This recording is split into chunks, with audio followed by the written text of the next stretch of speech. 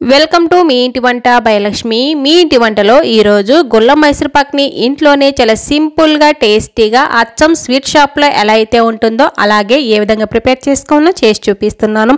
వీడియోలో చెప్పే టిప్స్ అన్ని మీరు ఫాలో అయ్యారంటే చాలా పర్ఫెక్ట్గా వచ్చేస్తాయి. తప్పకుండా స్కిప్ చేయకుండా చూసిన తర్వాతే ట్రై చేయండి. ఇక మనం లేట్ చేయకుండా వీడియోలోకి వెళ్ళిపోదాము. ఈ గుల్ల మైసూర్ పాక్ని ప్రిపేర్ చేసుకోవడానికి ముందుగా ఒక మిక్సింగ్ బౌల్ తీసుకొని అందులో ఒక స్ట్రైనర్ పెట్టేసుకొని 1.5 కప్పుల శనగపిండి వేసుకుంటున్నాను. శనగపిండిని కింది వరకు అదిమి వేసుకోకూడదండి, ఓన్లీ ముంచేసి వేసాను అంతే. 1.5 కప్పు కూడా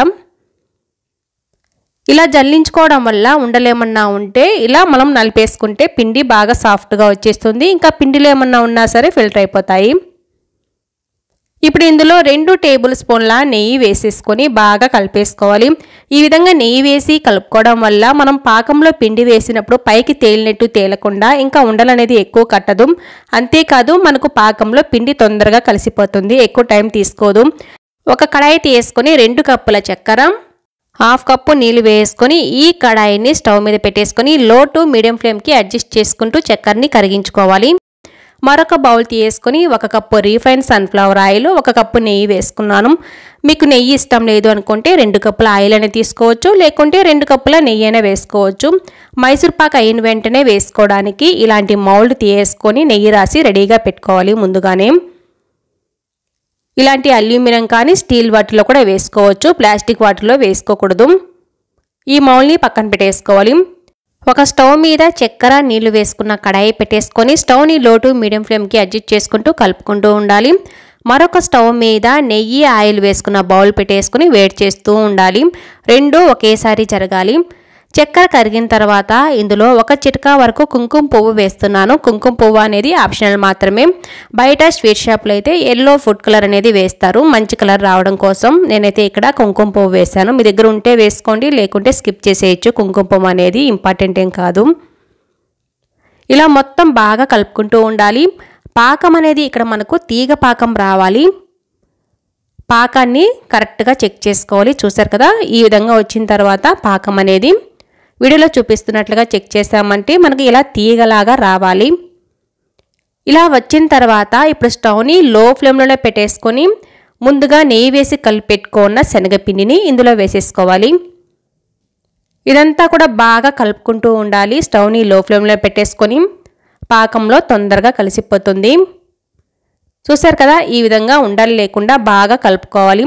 ఇలా పైన మనకు ఉడుకుతున్నట్టు బుడగలు వస్తున్నాయి కదా, ఇలా వచ్చినప్పుడు పక్కన మనము నెయ్యి ఆయిల్ని వేడి చేసుకుంటూ ఉన్నాం కదా, ఆ వేడివేడిగా ఉన్న నెయ్యి ఆయిల్ని కొద్ది కొద్దిగా గుంతగరిటె సాయంతో వేసుకుంటూ ఉండాలి. వేసిన నెయ్యి ఆయిల్ అనేది పిండి పీల్చుకున్న తర్వాత మళ్ళీ కొద్ది కొద్దిగా వేసుకుంటూ కలుపుకోవాలి నెయ్యి ఆయిల్ని.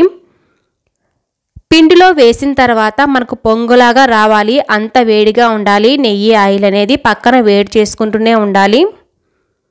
లో ఫ్లేమ్లో పెట్టేసుకొని వేడి చేస్తూ ఉంటే సరిపోతుంది. చూసారు కదా, ఈ విధంగా మొత్తం పీల్చేసుకున్న తర్వాత మళ్ళీ కూడా కొద్ది కొద్దిగా వేడివేడిగా ఉన్న నెయ్యి ఆయిల్ని వేసుకుంటున్నాను. నెయ్యి మిక్చర్ అని కానీ ఆయిల్ మిక్చర్ అని కానీ అన్నప్పుడు చాలామందికి అర్థం కావడం లేదండి, కాబట్టి నెయ్యి ఆయిల్ అని అంటున్నాను. ఇదే ప్రాసెస్ని మనము రిపీట్ చేసుకుంటూ ఉండాలి. ఎప్పుడైతే ఈ మైసూర్ పాక్ అనేది నెయ్యి ఆయిల్ని పీల్చుకోకుండా ఆయిల్ నెయ్యి అనేది సపరేట్ అయిపోతూ ఉంటుందో అప్పటి వరకు ఇలాగే కలుపుకుంటూ ఉండాలి. అలాగే మనకు పిండి అనేది బాగా పొంగుతూ ఉన్నట్లు కనిపిస్తుంది.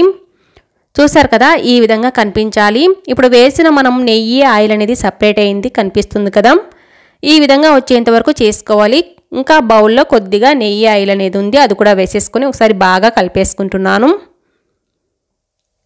ఇలా కలిపేసుకున్న తర్వాత ముందుగా మనము మౌల్డ్కి నెయ్యి రాసి పెట్టుకున్నాం కదా, ఆ మౌల్డ్లో మైసూర్ పాక్ అనేది వేసుకోవాలి. మరి ఎక్కువసేపు ఇలాగే కలుపుకుంటూ ఉన్నామంటే మైసూర్ పాక్ అనేది పొడిపొడిలాడుతూ వచ్చేస్తుంది, కాబట్టి వెంటనే వేసేసుకోవాలి. ఒకవేళ పొడిపొడిలాడుతూ వచ్చేసింది అనుకోండి, పాడైపోయింది అనేసి ఏమీ టెన్షన్ పడకండి. ఒక 2 టేబుల్ స్పూన్ల వరకు నీళ్లు వేసేసుకొని మళ్ళీ కలుపుకుంటూ ఉన్నామంటే ఇలాగే వచ్చేస్తుంది. ఇప్పుడు చూసారు కదా, నెయ్యి రాసుకున్నాం కదా, ఈ మౌల్డ్లోకి మైసూర్ పాక్ని వేసేస్తే సరిపోతుంది. ఇలా జాగ్రత్తగా వేసుకోవాలండి, ఎందుకంటే ఈ మైసూర్ పాక్ అనేది చాలా వేడివేడిగా ఉంటుంది. కొద్దిగా లైట్గా మాత్రమే పక్కకి జరుపుతున్నానండి, ఒక సైడే పడింది కాబట్టి ఈవెన్గా రావడం కోసము లైట్గా జరుపుకోవాలి. మరి ఎక్కువ ప్రెస్ చేసామంటే లోపల మైసూర్ పాక్ అనేది గుల్లదనం అనేది పోతుంది. లైట్గా ఈ విధంగా అనేసుకొని పక్కన పెట్టేసుకుంటే సరిపోతుంది. కొద్దిగా చల్లారిన తర్వాత మనం కట్ చేసుకోవాలి. ఒక 5 నిమిషాలు పక్కన పెట్టేసుకోవాలండి. ఎక్కువసేపు అవసరం ఉండదు. మరి గట్టి పడిపోయింది అనుకోండి మనకు కట్ చేసుకోవడానికి కష్టంగా ఉంటుంది.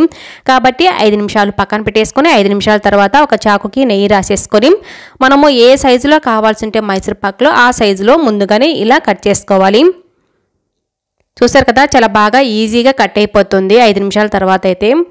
పూర్తిగా చల్లారిన తర్వాత ఇలా కట్ చేసుకోవడానికి వీలుండదు, చాలా గట్టిగా అనిపిస్తుంది. కాబట్టి ఇది గుల్ల మైసూర్ పాక్ కదా. అదే సాఫ్ట్ మైసూర్ పాక్ అయితే చల్లారిన తర్వాత కూడా మనము కట్ చేసుకోవచ్చు. చూసారు కదా ఎంత బాగా కట్ అయిపోతుందో. మనకు ఏ సైజులో కావాల్సి ఉంటే ఆ సైజులో, ఏ షేప్లో కావాల్సి ఉంటే ఆ షేప్లో కట్ చేసుకోవచ్చు. చాలా ఈజీగా ఉంటుంది. మైసూర్ పాకు పెద్దవిగా కావాలంటే పెద్దవిగా కట్ చేసుకోవచ్చు, చిన్నవిగా కావాలంటే చిన్నవిగా అయినా కట్ చేసుకోవచ్చు. మైసూర్ పాకు వేసుకునే ఈ మౌల్డ్ అనేది కొద్దిగా లోతుగా ఉంటేనే మనకు మధ్యలో బ్రౌన్ కలర్లో వస్తుంది.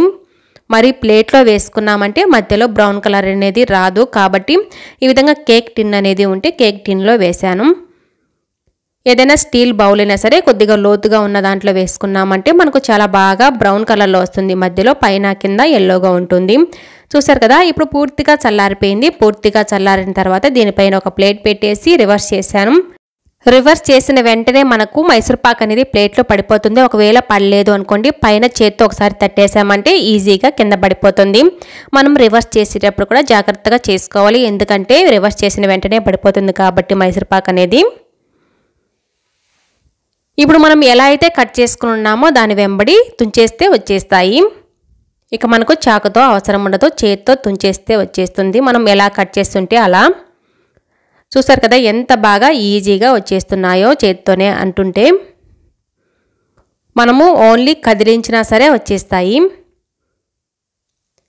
చూసారు కదా ఎంత బాగా మధ్యలో బ్రౌన్ కలర్లో వచ్చేసి పైన కింద ఎల్లోగా కనిపిస్తుంది కదా.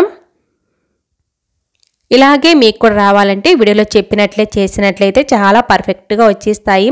మీరు ట్రై చేసే ముందు మాత్రం వీడియోలో ఎలా అయితే చెప్పానో అలాగే చేయండి, చాలా బాగా వచ్చేస్తాయి. ఎక్కడ స్కిప్ చేయకుండా చూసిన తర్వాతే ట్రై చేయండి. అన్ని మైసూర్ పాకులను కూడా ఇదే విధంగా తుంచి పక్కన పెట్టేశాను. చూసారు కదా స్వీట్ షాపుల్లో మైసూర్ పాకు ఎలా అయితే ఉంటుందో అలాగే చాలా సింపుల్గా ఇంట్లో ఉన్న వాటితోనే ఏ విధంగా ప్రిపేర్ చేసుకున్నామో మీరు కూడా తప్పకుండా ట్రై చేసి చూడండి. ట్రై చేసే ముందు మాత్రం జాగ్రత్తగా వీడియోని చూసిన తర్వాతే ట్రై చేయండి, చాలా బాగా పర్ఫెక్ట్గా వచ్చేస్తాయి. ఈ మైసూర్ పాకుని తుంచి కూడా చూపిస్తాను. ఎంత బాగా లోపల గొల్లదనం అనేది వచ్చిందో మీరే చూడండి. మరి గట్టిగా రాళ్ళలాగా లేకుండా స్వీట్ షాప్లో లాగే వస్తాయి. మైసూర్ పాకు లోపల చూసారు కదా ఎంత గుల్లగా వచ్చేసిందో, అచ్చం స్వీట్ షాప్లో ఉన్నట్లుగానే ఉంది కదా. మీకు ఈ వీడియో నచ్చినట్లయితే తప్పకుండా ఒక లైక్ కూడా చేయండి. అలాగే కొత్తగా చూస్తుంటే సబ్స్క్రైబ్ చేసుకోవడం అస్సలు మర్చిపోకండి. మీ ఫ్రెండ్స్కి రిలేటివ్స్ కూడా షేర్ చేయండి. Thanks for watching.